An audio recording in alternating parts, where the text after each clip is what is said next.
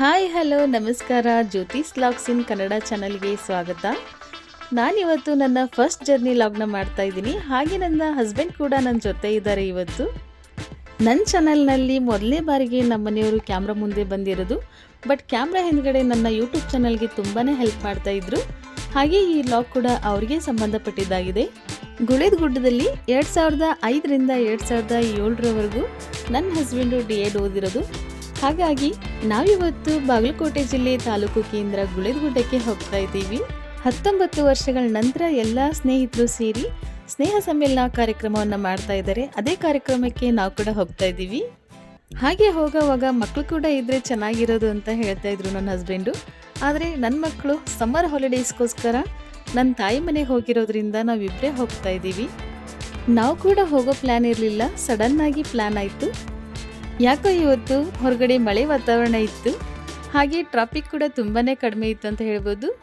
ಹುಬ್ಳಿ ಬಿಟ್ಟಿದ್ದೆ 10ವರೆಗೆ. ಆಲ್ರೆಡಿ ನಾವು ನರಗುಂದ ರೀಚ್ ಆದ್ವಿ ನೋಡಿ. ಹೊರಗಡೆ ವೆದರು ಚೆನ್ನಾಗಿರೋದ್ರಿಂದ ಕಾರು ತುಂಬ ಫಾಸ್ಟಾಗಿ ಮುಂದೆ ಹೋಗ್ತಾ ಇತ್ತು. ಅಷ್ಟೇ ಫಾಸ್ಟಾಗಿ ನಮ್ಮ ಮನೆಯವ್ರ ನೆನಪುಗಳು ಸಹಿತ ಹಿಂದೆ ಹೋಗ್ತಾ ಇತ್ತು ಅಂತ ಹೇಳ್ಬೋದು. ದಾರಿ ಎದ್ದಕ್ಕೂ ಅವ್ರ ಕಾಲೇಜು, ಟೀಚರ್ಸು, ಫ್ರೆಂಡ್ಸು, ಹಾಗೆ ಅವ್ರು ಮಾಡಿರೋ ತರಲೆಗಳನ್ನು ಎಲ್ಲ ಒಂದು 2 ವರ್ಷಗಳ ಸವಿ ನೆನಪುಗಳನ್ನ ನನ್ನ ಜೊತೆ ಶೇರ್ ಮಾಡ್ತಾ ಹೋದರು.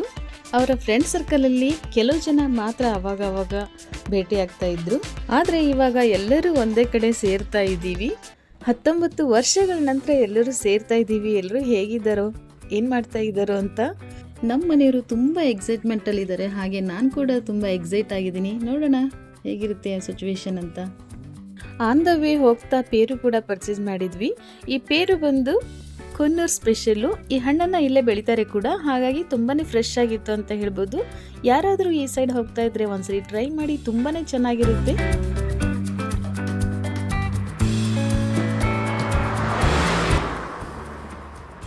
ಹಾಗೆ ಪಾರಂಪರಿಕ ನಗರ, ನಮ್ಮ ಹೆಮ್ಮೆಯ ಚಾಲುಕ್ಯರ ನಾಡು ಬಾದಾಮಿಗೆ ರೀಚ್ ಆದ್ವಿ.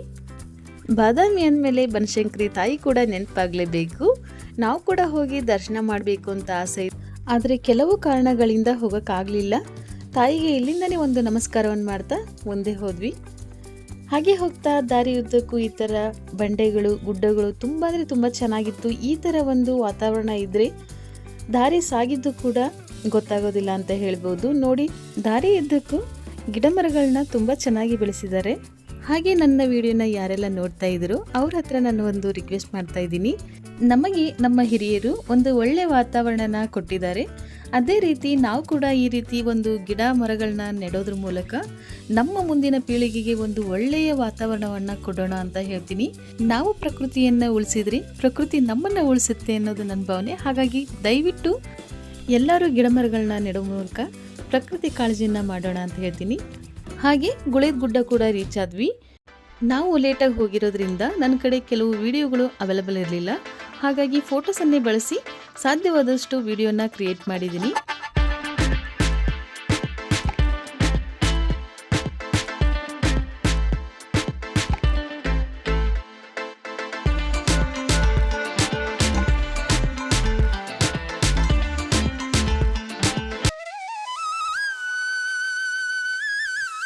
ಈ ವಿಡಿಯೋವನ್ನು ನಾನು ಯೂಟ್ಯೂಬ್ಗೆ ಅಂತ ಶೂಟ್ ಮಾಡಿರಲಿಲ್ಲ. ಆದರೆ ಈ ಪ್ರೋಗ್ರಾಮ್ನ ಮುಗಿಸಿ ಬಂದ ನಂತರ ಈ ಒಂದು ಕಾರ್ಯಕ್ರಮದ ಬಗ್ಗೆ ಯೂಟ್ಯೂಬ್ನಲ್ಲಿ ಹಾಕಬೇಕು ಅಂತ ಅನಿಸ್ತು. ಮೊದಲೇ ಯೂಟ್ಯೂಬ್ನಲ್ಲಿ ಅಪ್ಲೋಡ್ ಮಾಡೋ ಐಡಿಯಾ ಇದ್ದಿದ್ರೆ ನಾನೇ ಮೊದಲೇ ಎಲ್ಲ ವಿಡಿಯೋನ ಶೂಟ್ ಮಾಡ್ತಾ ಇದ್ದೆ. ಹಾಗಾಗಿ ನನ್ನ ಹತ್ರ ಕೆಲವು ಮಾತ್ರ ವಿಡಿಯೋಗಳು ಇದ್ದು, ಇನ್ನು ಕೆಲವು ವಿಡಿಯೋಗಳನ್ನ ನಮ್ಮ ಯಜಮಾನ್ರ ಫ್ರೆಂಡ್ಸ್ ಕಡೆಯಿಂದ ಹಾಕಿಸ್ಕೊಂಡು ವಿಡಿಯೋನ ಕ್ರಿಯೇಟ್ ಮಾಡಿದ್ದೀನಿ. ಈ ವಿಡಿಯೋವನ್ನು ಪೂರ್ತಿಯಾಗಿ ನೋಡಿ ಅಂತ ಕೇಳ್ಕೊಳ್ತಾ ಇದ್ದೀನಿ. ಪೂಜ್ಯ ಗುರುಗಳಿಗೆ ಪುಷ್ಪವನ್ನು ನೀಡೋದ್ರ ಮೂಲಕ ಸ್ವಾಗತವನ್ನು ಕೋರಲಾಯಿತು.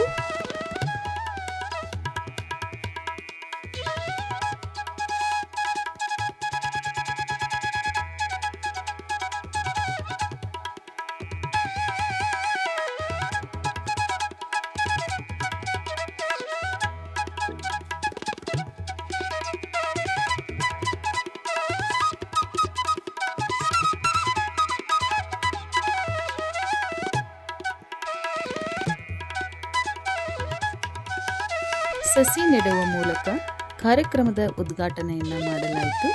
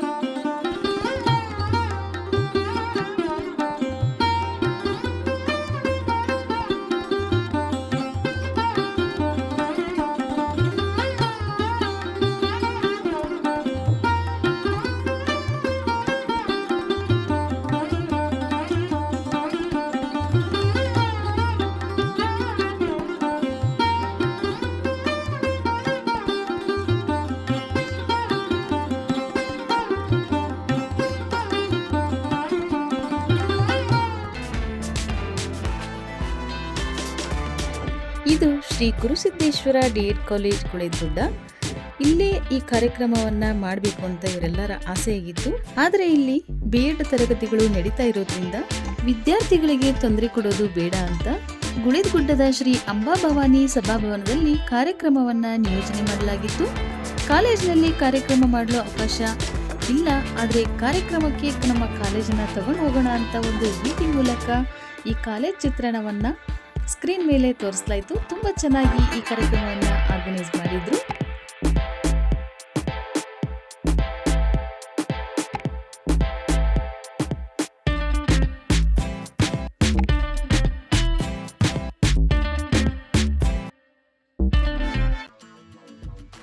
ಮಾತಾಗಲಿ ಕಥೆಯಾಗಲಿ ಕಲ್ಪನೆಯ ಕನಸುಗಳು ಹೊಂಗನಸಾಗಲಿ, ಬದುಕಾಗಲಿ ಭರವಸೆಯಾಗಲಿ ತಾವುರಿದು ಬೆಳಕ ನೀಡುವ ದೀಪವಾಗಲಿ, ಪ್ರೀತಿಯಾಗಲಿ ಸ್ನೇಹವಾಗಲಿ ಅಚ್ಚಳಿಯದೆ ಉಳಿಯುವ ನೆನಪಾಗಲಿ. ಸ್ನೇಹದ ನೆನಪು ಎಂದಿಗೂ ದೂರ ಆಗುವುದಿಲ್ಲ. ಎಲ್ಲೋ ಹುಟ್ಟಿ ಎಲ್ಲೋ ಬೆಳೆದು ಅಪರಿಚಿತರಾಗಿ ಬಂದು ಚಿರಪರಿಚಿತರಾಗಿ ಕೊನೆಯವರೆಗೂ ಉಳಿಯುವುದೇ ಈ ಗೆಳೆತನ. ಇಂತಹ ನಮ್ಮ ಗೆಳೆತನಕ್ಕೆ 19 ವರ್ಷಗಳು ತುಂಬಿವೆ. ಒಂದು ಸಾರಿ ನೆನಪಿಸಿಕೊಳ್ಳಿ ಸ್ನೇಹಿತರೆ ಆ ಸಮಯವನ್ನು. ನಾವು ಮಾಡಿದ ತರಲೆ, ತುಂಟಾಟ, ಗಲಾಟೆ, ಪಟ್ಟ ಪರಿಶ್ರಮ ಎಲ್ಲವೂ ಕಣ್ಣ ಮುಂದೆ ಹಾದು ಹೋಗುತ್ತದೆ. ಕಾಲ ಕಳೆದಿದೆ, ಸಮಯ ಉರುಳಿದೆ. ಆದರೂ ನೆನಪುಗಳು ಮಾತ್ರ ಹೆಜ್ಜೆ ಹೆಜ್ಜೆಗೂ ನೆನಪಾಗುತ್ತಲೇ ಇವೆ.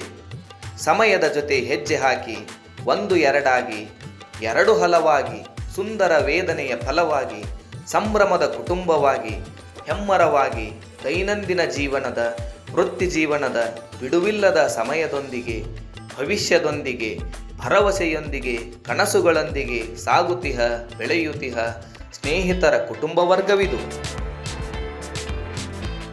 ಈ ಒಂದು ವಿಟಿನ ಮಾಡಿರುವುದು ಶ್ರೀನಿವಾಸ್ ಗದ್ದನಕೆರೆಯವರು. ಇವರು ಇದೇ ಬ್ಯಾಚ್ನ ಪ್ರಶಿಕ್ಷಣಾರ್ಥಿಯಾಗಿದ್ದು ಸದ್ಯ ಸರ್ಕಾರಿ ಶಾಲಾ ಶಿಕ್ಷಕರಾಗಿ ಕಾರ್ಯವನ್ನ ನಿರ್ವಹಿಸ್ತಾ ಇದ್ದಾರೆ. ಇವರು ತಮ್ಮ ಸ್ನೇಹಿತರನ್ನು ಮತ್ತು ಸ್ನೇಹಿತರ ಕುಟುಂಬ ವರ್ಗವನ್ನ ಭಾವನಾತ್ಮಕ ನುಡಿಗಳ ಮೂಲಕ ಸ್ವಾಗತಿಸಿದರು.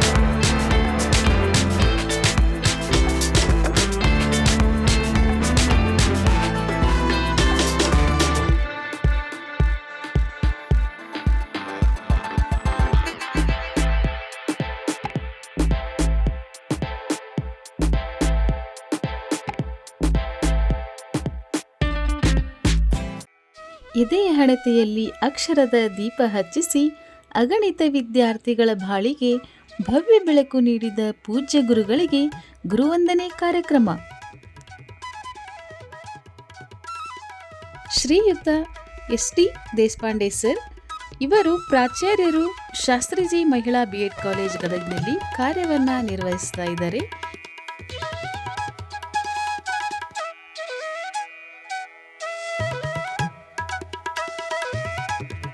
ಶ್ರೀಯುತ ಸಂಗಮೇಶ್ ಉಮಚಗಿ ಸರ್ ಇವರು ಚಿತ್ರಕಲಾ ಶಿಕ್ಷಕರು ಶ್ರೀ ರಾಟಿ ಮತ್ತು ಕಾವಟೆ ಆಂಗ್ಲ ಮಾಧ್ಯಮ ಶಾಲೆ ಗುಳೇದಗುಡ್ಡದಲ್ಲಿ ಕಾರ್ಯವನ್ನು ನಿರ್ವಹಿಸ್ತಾ ಇದ್ದಾರೆ. ಶ್ರೀಯುತ ಈರಣ್ಣ ಅಲದಿ ಸರ್ ಇವರು ಭಂಡಾರಿ ಕಾಲೇಜಿನಲ್ಲಿ ಪಿ ಟೀಚರ್ ಆಗಿ ಕಾರ್ಯವನ್ನ ನಿರ್ವಹಿಸ್ತಾ ಇದ್ದಾರೆ.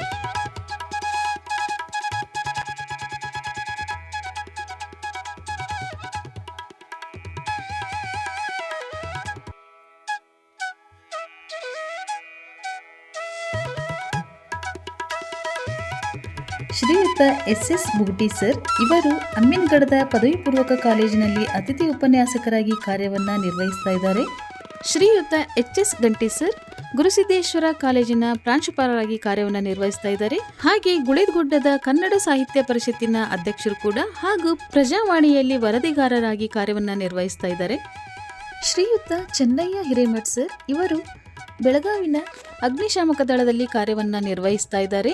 ಇವರಿಗೆ ಪ್ರಶಿಕ್ಷಣಾರ್ಥಿಗಳ ಕುಟುಂಬದ ಪರವಾಗಿ ಗೌರವವನ್ನ ಸಲ್ಲಿಸಲಾಯಿತು.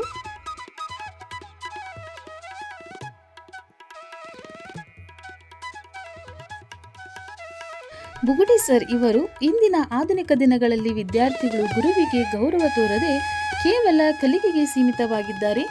ಆದರೆ 19 ವರ್ಷಗಳ ನಂತರ ಎಲ್ಲರೂ ಸೇರಿ ಕಲಿಸಿದ ಗುರುಗಳಿಗೆ ಕರೆಸಿ ಗೌರವಿಸಿದ್ದು ಉತ್ತಮ ಕಾರ್ಯ. ಹಾಗೂ ನೀವು ಸಂಘ ಕಟ್ಟಿಕೊಂಡು ಆರ್ಥಿಕ ಚಟುವಟಿಕೆಗಳ ಮೂಲಕ ಸಬಲತೆ ಸಾಧಿಸುವ ಕಾರ್ಯ ಕೂಡ ಶ್ಲಾಘನೀಯ ಎಂದು ತಿಳಿಸಿದರು. ಸಂಗಮೇಶ್ ಉಮಚಗಿ ಸರ್ ಇವರು ಅಧ್ಯಕ್ಷತೆ ವಹಿಸಿ ವಿದ್ಯಾರ್ಥಿ ದೆಸೆಯಿಂದಲೇ ಸೃಜನಾತ್ಮಕವಾಗಿ ಅಧ್ಯಯನ ಮಾಡಿದರೆ ಗುರಿ ಮುಟ್ಟಲು ಸಾಧ್ಯ. ಹಾಗೆ ನೀವೆಲ್ಲರೂ ಇಂದು ನಿಮ್ಮ ಗುರಿಯನ್ನು ಮುಟ್ಟಿದ್ದೀರಿ. ನೀವು ಈ ಕಾರ್ಯಕ್ರಮವನ್ನು ಇಷ್ಟು ಅಚ್ಚುಕಟ್ಟಾಗಿ ಮಾಡಿದ್ದೀರಿ. ಹಾಗೆ ನೀವು ಈ ಕಾರ್ಯಕ್ರಮವನ್ನು ಮಾಡಲು ಎಷ್ಟು ದಿನಗಳಿಂದ ತಯಾರಿಯನ್ನು ನಡೆಸಿದಿರಿ ಎಂದು ತಿಳಿಯಲು ನೀವು ಧರಿಸಿರುವ ಒಂದೇ ತರಹದ ಬಟ್ಟೆಗಳೇ ಸಾಕ್ಷಿ ಎಂದು ಮಾತನಾಡಿದರು. ಅಲ್ಲದೆ ಸರ್ ಇವರು ವಿದ್ಯಾರ್ಥಿ ಜೀವನದಲ್ಲಿ ಜಗಳ, ಮುನಿಸು, ಕೋಪ, ಹೊಡೆದಾಟ ಇವೆಲ್ಲ ಸಹಜ ಪ್ರಕ್ರಿಯೆಗಳು. ನೀವು ವಿದ್ಯಾರ್ಥಿಗಳಾಗಿ ಈ ಎಲ್ಲ ಹಂತಗಳನ್ನು ದಾಟಿ ಕೇವಲ ಜೊತೆ ಇರುವಾಗಲಷ್ಟೇ ಸ್ನೇಹಿತರಾಗಿದ್ದು ದೂರವಾದ ನಂತರ ಯಾವುದೇ ಸ್ನೇಹಿತರನ್ನು ಮರೆಯದೆ 19 ವರ್ಷಗಳಿಂದಲೂ ನಿಮ್ಮ ಈ ಸ್ನೇಹ ಇಷ್ಟು ಅನ್ಯೋನ್ಯತೆಯಿಂದ ಹೊಂದಿದೆ ಎಂದರೆ ನಿಮ್ಮೆಲ್ಲರ ಮನಸ್ಥಿತಿ ಒಂದೇ ಆಗಿದ್ದರೆ ಮಾತ್ರ ಸಾಧ್ಯ ಎಂದು ವಿದ್ಯಾರ್ಥಿಗಳನ್ನು ಉದ್ದೇಶಿಸಿ ಮಾತನಾಡಿದರು. ಗಂಟಿ ಸರ್ ಇವರು ಬದುಕಿನಲ್ಲಿ ಏರಿಳಿತಗಳು ಸಹಜ. ಎಲ್ಲ ಏರಿಳಿತಗಳನ್ನು ಸಹಜವಾಗಿಯೇ ಸ್ವೀಕರಿಸಿ ಹಾಗೆ ನೀವೆಲ್ಲರೂ ಒಂದು ಎಂಬುದನ್ನು ಈ ಸ್ನೇಹ ಸಮ್ಮಿಲನ ಮಾಡುವುದರ ಮೂಲಕ ತೋರಿಸಿಕೊಟ್ಟಿದ್ದೀರಿ. ಇಂತಹ ಒಗ್ಗಟ್ಟು, ಸ್ನೇಹ, ನಿಮ್ಮ ಈ ಸರಳತೆ ಹೀಗೆ ಮುಂದುವರಿಯಲಿ. ನಿಮ್ಮ ಈ ಸ್ನೇಹ ಸಮಾಜಕ್ಕೆ ಒಂದು ಮಾದರಿಯಾಗಲಿ ಎಂದು ಹಾರೈಸಿದರು.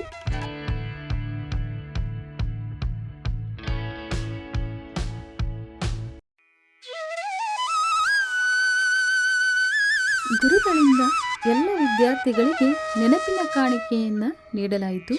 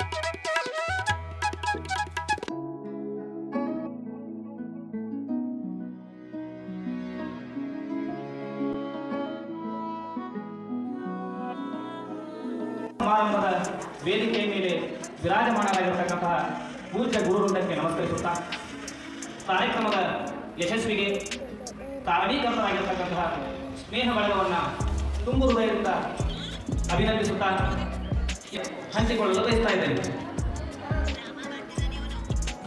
ಸ್ನೇಹಿತರೆ, ನೆನಪಿನಲ್ಲಿ ಅಚ್ಚಳಿಯದೆ ಉಳಿತಕ್ಕಂಥ ದಿನವಾಗಿದೆ. ನಾವು ಈ ಒಂದು ಕಾರ್ಯಕ್ರಮವನ್ನು ಮಾಡಬೇಕು ಅಂತ ಹೇಳಿದಾಗ ನಮ್ಮ ಮನಸ್ಸಿನಲ್ಲಿ ಆಸೆ ಉಂಟಾದಾಗ ಮೊದಲಿಗೆ ಯಾವ ರೀತಿ ಈ ಕಾರ್ಯಕ್ರಮವನ್ನು ಮಾಡಿದರೆ ಚೆನ್ನಾಗಿರುತ್ತೆ ಅಂತ ಹೇಳಿದಾಗ ಒಂದು ಪ್ರಶ್ನೆ ನಮ್ಮಲ್ಲಿ ನಾವು ಹಾಕೊಂಡಾಗ ನಮ್ಮ ಗೆಳೆಯರ ಬಳಗದಲ್ಲಿ ಸಿದ್ಧಾಂತ ಉತ್ತರ ನಮ್ಮ ಈ ಒಂದು ಸುಂದರ ಬದುಕಿಗೆ ಪೂಜ್ಯ ಗುರುವೃಂದವನ್ನು ಸನ್ಮಾನಿಸುವುದರ ಮೂಲಕ ನಮ್ಮ ಕಿರು ಪ್ರೀತಿಯನ್ನು ಅವರಿಗೆ ಅರ್ಪಿಸುವ ಮೂಲಕ ಈ ಒಂದು ಕಾರ್ಯಕ್ರಮವನ್ನು ನಡೆಸಿದ್ರೆ ಅದಕ್ಕೆ ಒಂದು ಸಾರ್ಥಕತೆ ಬರುತ್ತೆ ಅಂತ ಹೇಳಿದಾಗ ನಮ್ಮ ಮನಸ್ಸಿನಲ್ಲಿ ಉತ್ತರ ಸಿಗ್ತದೆ. ಅದರ ಸಲುವಾಗಿ ನಾವು ಸರ್ಗಳನ್ನ ಎಲ್ಲ ಗುರುವೃಂದವನ್ನು ಈ ಒಂದು ಕಾರ್ಯಕ್ರಮಕ್ಕೆ ಆಹ್ವಾನಿಸಿದ್ವಿ. ಅವರು ತಮ್ಮ ಎಲ್ಲ ಕೆಲಸ ಕಾರ್ಯಗಳನ್ನು ಬದಿಗೊತ್ತಿ ಈ ಒಂದು ಕಾರ್ಯಕ್ರಮದ ಕ್ಷಮಿಸಿ, ಗುರುಗಳು ಮತ್ತು ಪ್ರಶಿಕ್ಷಣಾರ್ಥಿಗಳು ಮಾತನಾಡಿದ ವಿಡಿಯೋಗಳು ನನ್ನ ಹತ್ರ ಇರಲಿಲ್ಲ. ಕೆಲವೊಂದು ಇದ್ರೂ ವಾಯ್ಸ್ ಅಷ್ಟು ಕ್ಲಿಯರ್ ಆಗಿರಲಿಲ್ಲ. ಹಾಗಾಗಿ ನಾನೇ ಕೆಲವೊಂದು ಫೋಟೋಸ್ನ ಹಾಕಿ ನಿಮ್ಮ ಮನಸ್ಸಿನ ಮಾತುಗಳನ್ನು ನನ್ನ ವಾಯ್ಸ್ ಓವರ್ ಮೂಲಕ ಹಾಕಿದ್ದೀನಿ. ಇದು ಒಂದು ನನ್ನ ಸಣ್ಣ ಪ್ರಯತ್ನ ಅಷ್ಟೇ. ಬದುಕು ಒಂದು ನದಿಯ ಹಾಗೆ ಕೊನೆಯಿಲ್ಲದ ಪಯಣ. ಯಾವುದೂ ನಮ್ಮ ಜೊತೆ ಉಳಿಯುವುದಿಲ್ಲ, ಉಳಿಯುವುದೊಂದೇ ಹೃದಯ ತಟ್ಟಿದ ನೆನಪುಗಳು ಮಾತ್ರ. ಬದುಕಿನ ಪಯಣದಲ್ಲಿ ಆದರ್ಶ ಮಾರ್ಗ ತೋರಿಸಿದ, ಪ್ರೋತ್ಸಾಹಿಸಿದ ನೆನಪುಗಳ ಸರಮಾಲೆಯ ಉತ್ತಮ ಮುತ್ತು ನೀವು ಈ ಸ್ನೇಹ ಬಳಗದಲ್ಲಿ. ಬೆಳಗುತ್ತೀರಿ, ಶೋಭಿಸುತ್ತೀರಿ ನೀವಿರುವಲ್ಲಿ. ಇಂದು ನಾನು ಸಮಾಜದಲ್ಲಿ ಒಂದು ಒಳ್ಳೆಯ ಸ್ಥಾನದಲ್ಲಿರಲು ಮುಖ್ಯ ಕಾರಣ ನನ್ನ ಗುರುಗಳ ಮಾರ್ಗದರ್ಶನ ಹಾಗೂ ನನ್ನ ಕುಟುಂಬದವರು ಸ್ನೇಹಿತರುಗಳ ಪ್ರೋತ್ಸಾಹವೇ ಕಾರಣ ಎಂದು ತಮ್ಮ ಭಾವನೆಯನ್ನ ವ್ಯಕ್ತಪಡಿಸಿದರು.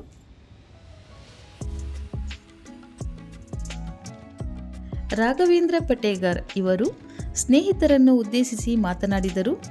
ನಮ್ಮ ಸ್ನೇಹಿತರಿಗೆ ಮಾತ್ರ ಸೀಮಿತವಾಗಿ ಒಂದು ಸಂಘವನ್ನು ಕಟ್ಟಿಕೊಂಡು ಆರ್ಥಿಕ ಚಟುವಟಿಕೆ ಮೂಲಕ ನಮ್ಮ ಯಾವುದೇ ಸ್ನೇಹಿತರಿಗೆ ಆರ್ಥಿಕವಾಗಿ ತೊಂದರೆ ಉಂಟಾದಲ್ಲಿ ಆರ್ಥಿಕವಾಗಿ ಪ್ರೋತ್ಸಾಹವನ್ನು ಮಾಡುವುದರ ಮೂಲಕ ಆರ್ಥಿಕ ಸಬಲತೆಯನ್ನು ಸಾಧಿಸುವ ಕಾರ್ಯವನ್ನು ಮಾಡ್ತಾ ಇದ್ದೀವಿ ಎಂದು ಅವರ ಪ್ರಶಿಕ್ಷಣಾರ್ಥಿಗಳ ಸಂಘದ ವಿವರಗಳನ್ನು ತಿಳಿಸಿದರು.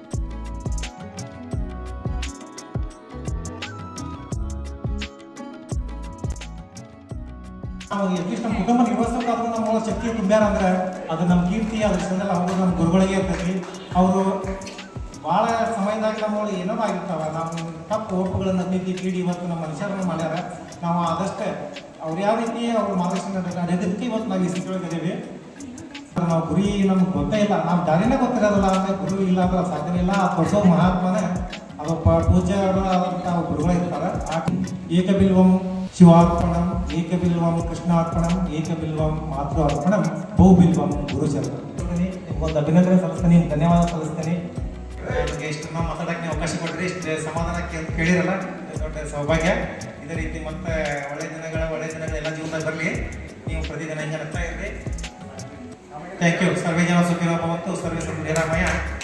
ಅನ್ನದಾತು ಸುಖಿ ಭವ, ವಿದ್ಯಾದಾತು ಸುಖಿ ಭವ, ಜೀವದಾತು ಸುಖಿ ಭವ. ನಮಸ್ಕಾರ.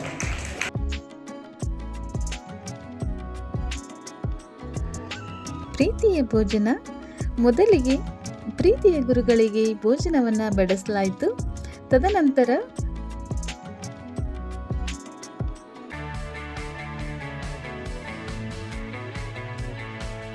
ಲೇಡೀಸ್ ಫಸ್ಟ್ ಮನೆಯಲ್ಲಿ ಗಂಡ ಮತ್ತೆ ಮಕ್ಕಳಿಗೆ ವ್ಯವಸ್ಥೆಯನ್ನು ಬಡಿಸಿದ ನಂತರ ತಾವು ಊಟ ಮಾಡೋ ನಮ್ಮ ಹೆಣ್ಮಕ್ಳಿಗೆ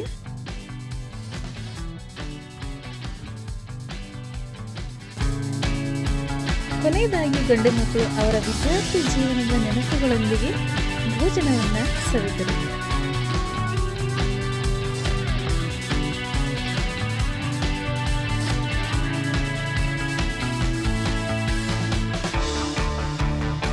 ಊಟದ ನಂತರ ಶಿಕ್ಷಕರು ಹಾಗೂ ವಿದ್ಯಾರ್ಥಿಗಳ ಹರಟೆ ಹಾಗೂ ಹಾಸ್ಯ ನಟನೆಗಳು ಕೂಡ ನಡೆದವು. ಉಮಜಿಗೆ ಸರ್ ಇವರು ವಿದ್ಯಾರ್ಥಿಗಳ ಅಪೇಕ್ಷೆಯ ಮೇರೆಗೆ 19 ವರ್ಷಗಳ ಹಿಂದೆ ಇದ್ದಂತಹ ಅದೇ ಎನರ್ಜಿ, ಉತ್ಸಾಹದೊಂದಿಗೆ ಕ್ರಿಕೆಟ್ ಕಾಮೆಂಟ್ರಿಯನ್ನು ನೀಡುವುದರ ಮೂಲಕ ವಿದ್ಯಾರ್ಥಿಗಳನ್ನು ನಗೆಗಡಲಲ್ಲಿ ತೇಲಿಸಿದರು. ತದನಂತರ ಬೊಗಟಿ ಸರ್ ಕೂಡ ಹಿಂದೆ ಎತ್ತ ಇದ್ದಂತಹ ಬಬ್ರು ವಾಹನ ಡೈಲಾಗ್ ಅನ್ನು ಹೇಳಿದರು.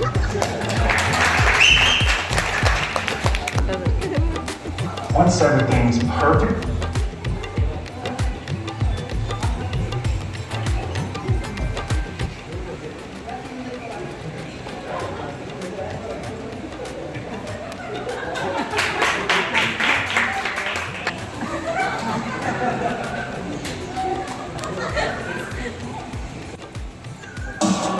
Can you believe this? Let's get into everybody. That's huge. It's gone. That's huge. It's gone. This is going to go all the way to the boundary of the mat until the ವೀರಬಪುರುಹಾನ ಅಂದು ತುಂಬಿದ ಸಭೆಯಲ್ಲಿ ಬಾಯಿಗೆ ಬಂದಂತೆ ಬಗಳಿದ ನೀನು ಇಂದು ಶರಣಾರ್ಥಿಯಾಗಿ ಬಂದು ನೋಡಿದರೆ ಬಾಬಾ ನಿನಗೆ ಚಹಾ ಕುಡಿಸಬೇಕೆನಿಸುತ್ತೇನೆ. ತದನಂತರ ಫೋಟೋಶೂಟ್ ಮಾಡಿಸಿ ಗುರುಗಳನ್ನು ಬೀಳ್ಕೊಡಲಾಯಿತು.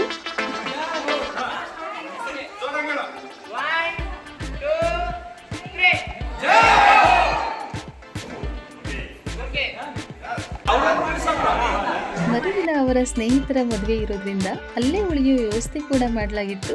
ಹಾಗಾಗಿ ಗುರುಗಳನ್ನು ಬೀಳ್ಕೊಟ್ಟು ನಂತರ ಎಲ್ಲ ಸ್ನೇಹಿತರು ಸೇರಿ ಹರಟೆ ಹಾಗೆ ಅವರ ಜೀವನದ ಬಗ್ಗೆ ಅನುಭವಗಳು, ಸ್ನೇಹ ಸಂಬಂಧದ ಅನಿಸಿಕೆಗಳನ್ನು ಹಂಚಿಕೊಂಡ್ರು. ಜೊತೆಗೆ ಅವರ ಮಕ್ಕಳ ಡ್ಯಾನ್ಸ್ ಕೂಡ ನಡೆದವು.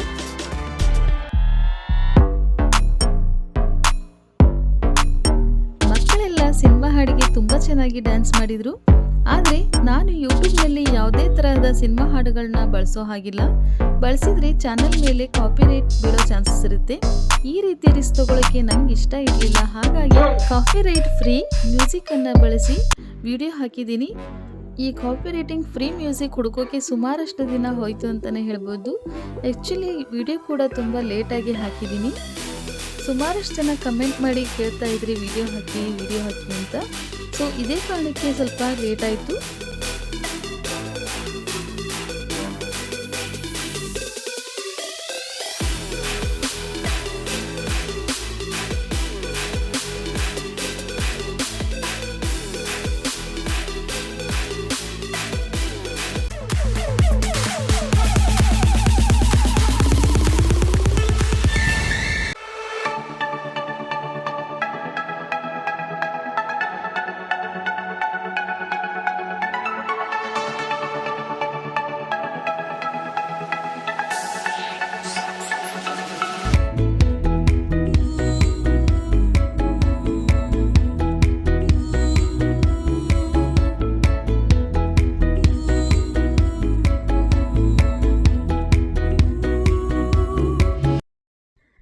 ಕೊನೆಯದಾಗಿ ಈ ಸುಂದರ ಕಾರ್ಯಕ್ರಮಕ್ಕೆ ಕಾರಣೀಕರ್ತರಾದಂತಹ ತಮ್ಮ ಸ್ನೇಹಿತರಿಗೆ ಮಹಿಳೆಯರು ಬುದ್ಧನ ಒಂದು ಪ್ರತಿಮೆಯನ್ನು ಕೊಡೋದ್ರ ಮೂಲಕ ಅವರ ಕೃತಜ್ಞತೆಯನ್ನು ಸಲ್ಲಿಸಿದರು. ಇಡೀ ದಿನ ಫಂಕ್ಷನ್ನಲ್ಲಿ ಎಲ್ಲರೂ ಓಡಾಡಿ ಸ್ವಲ್ಪ ಟಯರ್ಡ್ ಆಗಿದ್ರು. ಸೊ ರಾತ್ರಿ ಕೂಡ ಊಟದ ವ್ಯವಸ್ಥೆಯನ್ನು ಮಾಡಲಾಗಿತ್ತು. ಊಟ ಆದ ನಂತರ ಅಲ್ಲೇ ಅಂಬಾಭವಾನಿ ಸಭಾಭವನದಲ್ಲಿ ರೂಮ್ಗಳು ಇದ್ದು ಅಲ್ಲೇ ನಮಗೆ ಉಳಿಯಲು ವ್ಯವಸ್ಥೆಯನ್ನು ಮಾಡಲಾಗಿತ್ತು. ತುಂಬ ವರ್ಷದ ನಂತರ ಹೆಣ್ಮಕ್ಳೆಲ್ಲ ಒಂದೇ ಕಡೆ ಸೇರಿರೋದು. ಹಾಗಾಗಿ ರಾತ್ರಿ ಎಲ್ಲ ಒಂದು 2 ಗಂಟೆವರೆಗೂ ಹರಟೆ ಹೊಡೆದು ನಂತರ ನಿದ್ದೆಗೆ ಜಾರಿದ್ವಿ. ಮರುದಿನ ಬೆಳಗ್ಗೆ ಎಲ್ಲರೂ ಬೇಗ ಎದ್ದು ರೆಡಿಯಾಗಿ ನಾವು ಉಳಿದಿರೋ ರೂಮ್ ಎದುರುಗಡೆ ಶ್ರೀ ಜಗದಾಂಬಾ ದೇವಿ ದೇವಸ್ಥಾನ ಇತ್ತು. ಅಲ್ಲಿಗೆ ಎಲ್ಲರೂ ಹೋಗಿ ಅಮ್ಮನ ಆಶೀರ್ವಾದವನ್ನು ಪಡೆದ್ವಿ. ತುಂಬ ಅಂದರೆ ತುಂಬ ಚೆನ್ನಾಗಿ ಅಮ್ಮನನ್ನು ಅಲಂಕಾರ ಮಾಡಿದರು. ನಂತರ ಬ್ರೇಕ್ಫಾಸ್ಟ್ ಎಲ್ಲ ಮುಗಿಸಿ ಮದುವೆಗೆ ರೆಡಿಯಾದ್ವಿ. ನಮ್ಮ ಹೆಣ್ಮಕ್ಳೆಲ್ಲ ಸಾರಿನಲ್ಲಿ ತುಂಬಾ ಮುದ್ದಾಗಿ ಕಾಣ್ತಾ ಇದ್ರು. ನಾನು ಯಾವುದೇ ಮದುವೆಗೆ ಹೋದರೂ ಸಾರಿ ವೇರ್ ಮಾಡ್ತಾ ಇದ್ದೆ. ಆದರೆ ಇದೇ ಫಸ್ಟ್ ಮದುವೆ ಅನಿಸುತ್ತೆ ಡ್ರೆಸ್ ವೇರ್ ಮಾಡಿದ್ದು. ನನಗೆ ತುಂಬಾ ಅನ್ಕಂಫರ್ಟಬಲ್ ಫೀಲ್ ಆಗ್ತಾ ಇತ್ತು. ಹಾಗಾಗಿ ನಾನು ಜಾಸ್ತಿ ಫೋಟೋ ತೊಗೊಳಕ್ಕೆ ಹೋಗಲಿಲ್ಲ. ಮದುವೆಗೆ ಇನ್ನೂ ಸಮಯ ಇರೋದ್ರಿಂದ ನಮ್ಮ ಹೆಣ್ಮಕ್ಳೆಲ್ಲ ರೆಡಿ ಆದಮೇಲೆ ಫೋಟೋಶೂಟ್ ಇಲ್ಲದೆ ಇರುತ್ತಾ? ಹೌದು, ಫೋಟೋಶೂಟ್ ಜೊತೆ ರೀಲ್ಸ್ ಕೂಡ ನಡೀತಾ ಇತ್ತು.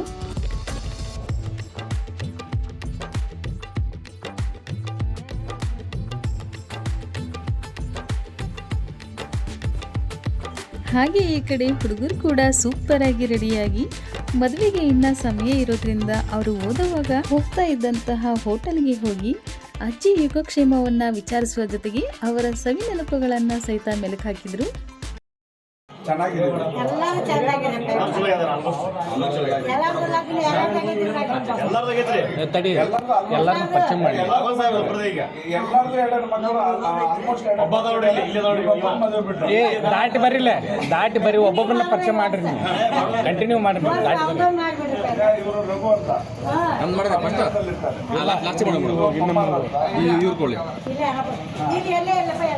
ಇವರು ನಮ್ಮ ಸಿದ್ದರಾಮಯ್ಯ ಹಿರೇಮಠ ಅಂತ.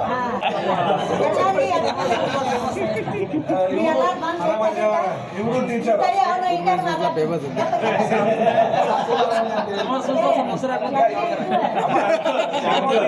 ನೋಡಲ್ಲ ಇವರು ಟೀಚರ್. ಪೊಲೀಸರು.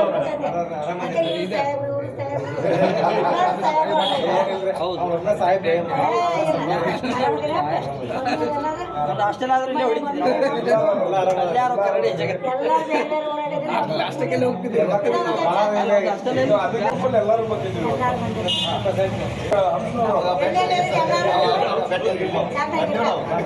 ನಿಮ್ಮ ಆಶೀರ್ವಾದ ಹಿಂಗೆ ಇರಲಿ. ನಮ್ಮ ಆಶೀರ್ವಾದ ನಿಮ್ಮ ಆಶೀರ್ವಾದ ಮಕ್ಕಳೆಲ್ಲರೂ ಚೆನ್ನಾಗಿರ್ಬೇಕು. ನೀವು ಬಂದು ಹೋಗಿದ್ದೆಲ್ಲ ಖುಷಿ ಆಗಿದೆ. ಹೋಟೆಲ್ ಅಂದರೆ ಪ್ರತಿದಿನ ನೂರಾರು ಮಂದಿ ಬಂದು ಹೋಗೋ ಜಾಗ ಅದು. ಅಂಥದ್ರಲ್ಲಿ 19 ವರ್ಷದ ನಂತರ ಸಹಿತ ಅಜ್ಜಿ ಇವರನ್ನೆಲ್ಲರನ್ನೂ ನೆನಪಿಟ್ಟುಕೊಂಡು ತುಂಬ ಚೆನ್ನಾಗಿ ಮಾತಾಡಿಸಿದ್ರು. ಈ ರೀತಿ ಮರೆಯಾಗಿದ್ದ ಎಲ್ಲ ನೆನಪುಗಳು ಮರಳಿ ಬಂದಾಗ ಎಷ್ಟು ಖುಷಿ ಆಗುತ್ತೆ ಅಲ್ವಾ? ಹಾಗೆ ಹುಡುಗರು ಕೂಡ ಫೋಟೋ ಶೂಟನ್ನು ಮುಗಿಸಿ ಗೆಳೆಯನ ವಿವಾಹ ಜೀವನಕ್ಕೆ ಆಲ್ ದ ಬೆಸ್ಟ್ ಅನ್ನು ಹೇಳಿದರು.